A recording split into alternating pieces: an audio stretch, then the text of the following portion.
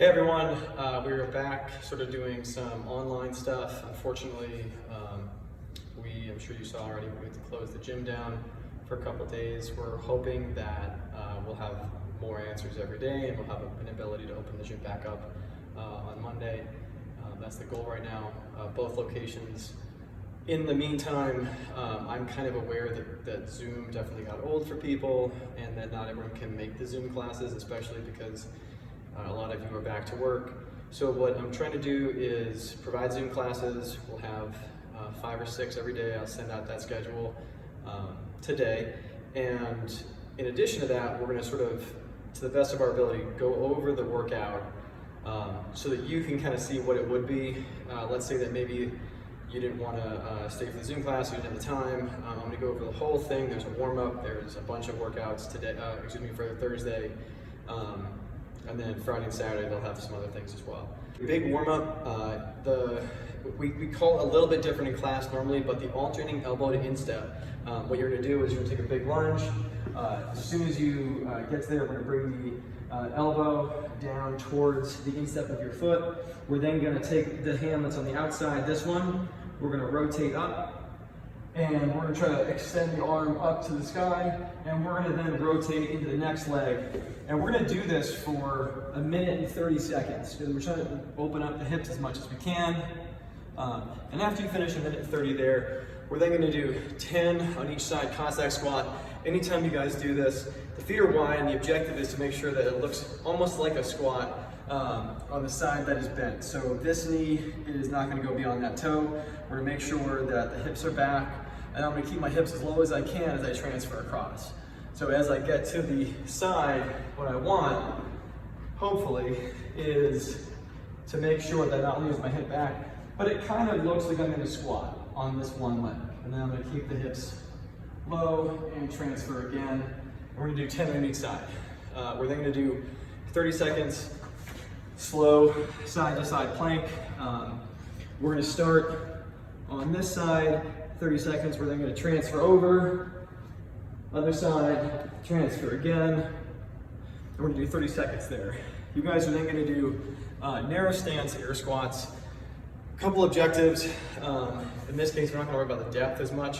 What I want you to worry about is just good positioning. So if you did take your feet and put them together, and let's say you could keep your knees together and you did this, we would sort of describe this as maybe not a great squat. So I'm gonna have you try to do, to the best of your ability, is stay fairly narrow. Most people won't be here. Underneath the hips, maybe closer. And we're trying to make sure that we maintain a good spine position, so a nice neutral spine. We're gonna do 10 there. Transferring into 10 up and down dogs. We're gonna try to reach the heels towards the ground, punch the chest through towards the toes, maintain a neutral spine. I have a lot of trouble doing this while I'm stretching my hamstrings. We're then gonna go down, and we're gonna do that 10 times. We're then gonna very end, do 10 per leg, reverse lunge, keeping all the weight on this leg, driving through this heel, 10 on each side. The first workout we're gonna do is a handstand push-up based workout. I'm gonna sort of go over the RX, and then we'll go over the rest of it. The jackknife handstand push-up, we're gonna be doing this whole thing against the wall, but just so you can see what that's gonna look like, I'm gonna be basically getting into a headstand. I'm gonna touch my toes to the ground. So I'm gonna be here, touch my toes to the ground, boom, and then as soon as I get here, I'm gonna jackknife my feet up and find myself in my handstand. Okay, we're not gonna be doing that freestanding. We're gonna be against the wall, here, going up, coming down, bringing the toes as much as we can to the ground. We're then gonna jackknife up. We're then gonna do 3 straight handstand push-ups. We're then gonna go back to the jackknife, and then 3 hipping handstand push-ups, the 20-second handstand hold at the end. Pretty high skill. There's a 30-second rest. That gets very challenging between rounds. So I would suggest, for a lot of people, 45 seconds, a minute, somewhere in there. It's very challenging. You can kind of do it anywhere you want, as long as you have a wall. Obviously, this is not a very easy thing to do. So Those of us that are still working on the handstand push-up, or maybe feel like this is kind of, not gonna happen, still a couple things we can do here. We can get into, and again, like there's variations of this, and I want everyone to be careful with it. As long as your weight's over your hands and there's some weight over the crown of the head, we're safe. We just can't have all the weight going over the head. What we can do is we can have the toes on the ground and raise slightly and then come on back down. What we can also try to do here is, again, toes on the ground, come up all the way, and then slowly come on back down instead of that jackknife handstand push-up. Instead of the strict handstand push-ups, we can do the regular elevated box handstand push-up that we normally do. We can also do a pike handstand push-up. For both of those, we just need to make sure that, and especially if you're doing the pike, I would try to roll all the weight over your toes, then go down into the tripod position, then come on back up, weight back to the heels. And I would probably do the same thing, whatever you choose to do on the strict handstand push-up, do the same on the regular handstand push-up. I think a lot of you guys can do a 20-second handstand hold.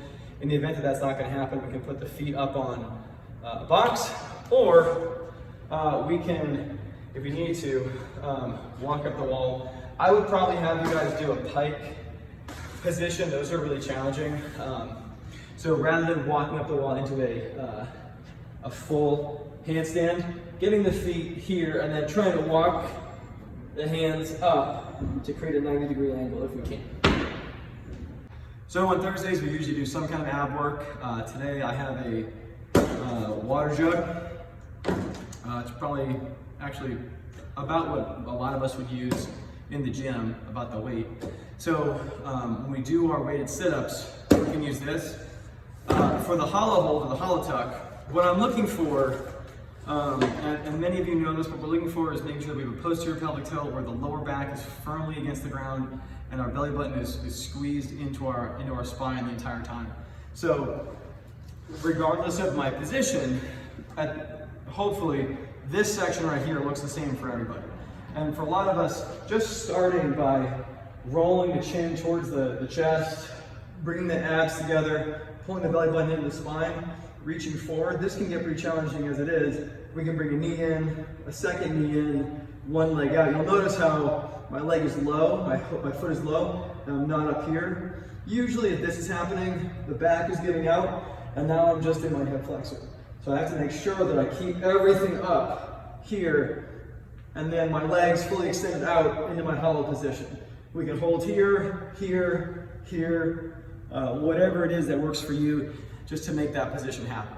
With the weighted sit-ups, I'm hoping this doesn't open up as I do my sit-up, because it might. I'm going to make sure that I bring my feet together. I'm then going to, if I need to, use a little bit of momentum to come forward, tuck my chin hard, and then come forward. See if I can touch. I can also just keep this here. And we're going to be doing 30 seconds to a minute of that hollow hold, and then 12 weighted sit-ups. There's a lot of variation in the weight. If you're not quite sure, if you wouldn't mind, write down your time and the weight generally that you used. All right, so now we're into our actual workout. 3 rounds. We have 10 jumping air squats that I want you guys to do. Make sure the heels are underneath the shoulders. You can use a weight if you choose to. Let's say you don't. What I'm gonna have you do is just make sure that to the best of our ability, we're staying on the heels, we're pushing the knees out as we go down, and we're making sure that as we go down, the knee and the hip initiate together. So there's no early knees in the squat. They're both going together at the same time. I'm gonna reach back towards my heels, make sure my spine remains neutral, and as I come up, I'm not really trying to get height as much as I'm trying to leave the ground. So I'm not trying to do this. I find it very difficult to reset into the next squat. We're just gonna leave the ground barely. We're then gonna do 10 push press. And again, it's always dip and drive, whether I have a dumbbell, a kettlebell, barbell, dip, drive, knees forward, chest vertical. In this case, if I have my water jug, what I can do is just make sure it doesn't open up. Be here, dip, drive, finish, making sure the ribs don't flare. I'm tucking everything, and I'm pulling that water jug back as much as I can. Then I'm gonna do the same thing with my thruster, where I'm here in my front rack position, putting those two movements together, and coming on back down. The goal with this is not to like use a ton of weight. It is literally just to raise your heart rate after doing a bunch of more functional bodybuilding type movements. Hopefully this works for you guys. Always happy to have any kind of feedback. Just let me know. Thank you so much. I hope it's a good one.